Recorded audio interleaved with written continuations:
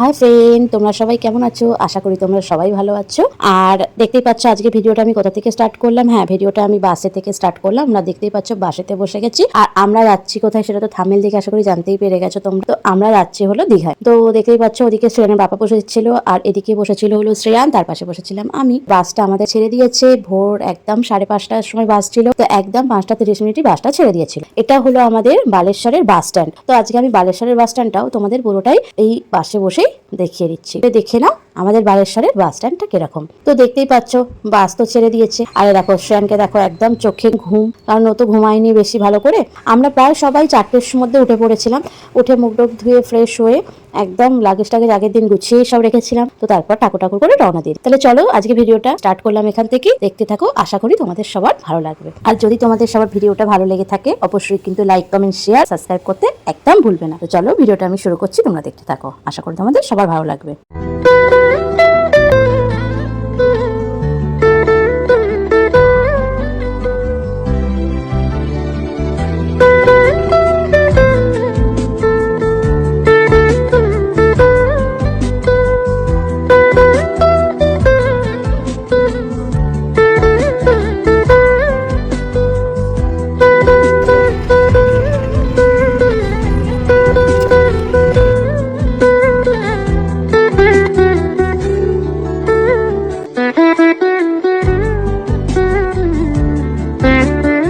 তো জানো তো আমাদের দীঘাতে প্রায় পৌঁছাতে 9:30 হয়ে গেছিল। প্রায় 4 ঘন্টা মতন লেগে গেছিল। আর দেখো এবার আমরা দীঘার বাস থেকে নেমে যাচ্ছি।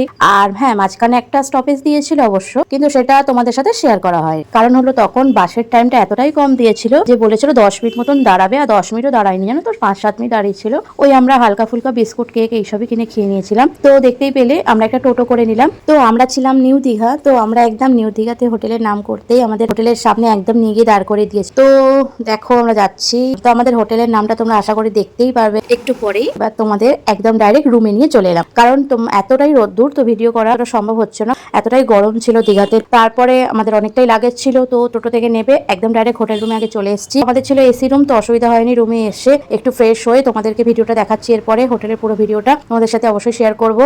আমাদের আগে রুমটা তোমরা দেখে নাও। তো আমাদের তো রুমটা খুব ভালোই লেগেছিল, কারণ রুমটা ভালোই দেয় এরা। হোটেল সোনিয়া রুমগুলো খুব ভালোই লাগে। তো আমরা যখনই দীঘায় আসি তো হোটেল সোনিয়াতে প্রায় ওঠার চেষ্টা করি, আর আগে থেকে রুম বুক করে নি। তো দেখতেই পাচ্ছ এটা হলো হোটেল সোনিয়া। তো এটা হলো 2nd ফ্লোর, আর আমরা কিন্তু ছিলাম 3rd ফ্লোর। চলে এলাম দেখতে দেখতে 1st ফ্লোরে। তো 1st ফ্লোরে এটা ছিল রিসেপশন। তো রিসেপশন থেকে বেরিয়ে ডান দিকে হলো এদের রেস্টুরেন্ট। তো আমরা সকালবেলা ব্রেকফাস্ট এখানেই করেছিলাম, আর লাঞ্চও এখানেই সেরে নিয়েছিলাম। রুম থেকে তুমি কল করলে তোমাদের রুমে খাবার পৌঁছে দেয় ওরা। তো এই সিস্টেমটা ওদের খুবই ভালো। আর রেস্টুরেন্টে তুমি এসে বসেও খেতে পারো, তাই আমরা প্রিফার করি এখানে থাকার। এখান থেকে একদম ডাইরেক্ট নিচে থেকে খাবার খেয়ে নেওয়া। তো দেখো বিকেলে তো আমরা বেরিয়ে পড়েছি। বিকেল তখন প্রায় 6টা হয়ে গেছিল। তো আমরা সবাই একটু রেস্ট নিয়ে নিয়েছিলাম। দুবেলা এসে বাইরে বেরোতে ইচ্ছা করছিল না, তো রেস্ট নিয়ে নিয়েছিলাম। কিছুক্ষণ রেস্ট নেওয়ার পরে এবার আমরা একটু চা খেয়ে নেবো সবাই। আর শ্রেয়ান কিন্তু চা খায়নি, শ্রেয়ান এমনি বসেছিল। দেখতেই পাচ্ছ আমরা সবাই একটুখানি সেলফি মুডে আছি। তো সেলফি নিয়ে নিচ্ছি সবাই। সবার সেলফি নেওয়ার পরে বোনকে বলছি কোথায় যাচ্ছি আমরা। বোন দেখো কি বলছি,